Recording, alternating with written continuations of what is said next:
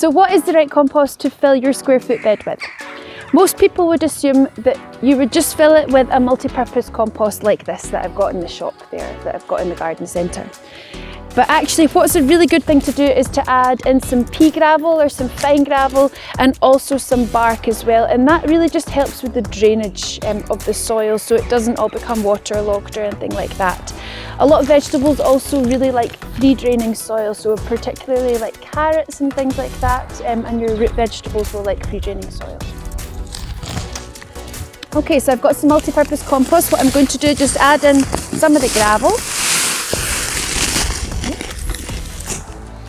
And then add in some of this nice fine bark as well. So you'll be able to get that, if you know a tree surgeon, you'll be able to get that from him. Or if you maybe just go to the garden centre, you'll be able to get that there as well. And what I'm going to do, I'm just going to mix all that together. Get it all nice and mixed up. So it's probably around half multi-purpose compost and then a quarter of the stones and a quarter of the bark. Investing in your soil is one of the most important things you can do when you're growing fruit and vegetables.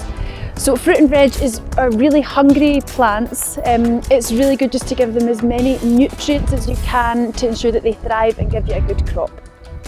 When you're sourcing your multi-purpose compost from the garden centre, try and get a peat-free variety. It's not environmentally friendly to use peat because it's not a sustainable resource, and it's really bad for the environment to be taking peat away from its natural ecosystem. So we've positioned the frame and now we're going to add the compost.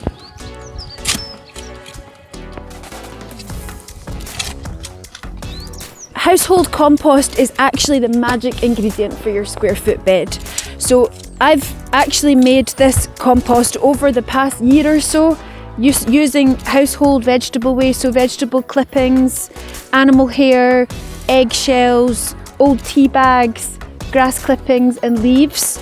And over a year or so that'll all break down and become this wonderful mixture of beautiful compost. So what I'm going to do, once I've got my bed filled, I'm going to add a nice layer of this, a nice thick layer, probably about 2 inches or so, onto the top of the bed, and that'll just help the veggies to grow.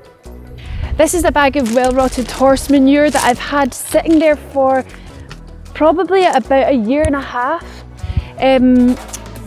So this is actually a really amazing ingredient again to put on top of your veggie beds. Your veggies will grow a lot faster, quicker because of all the nutrients in that horse manure.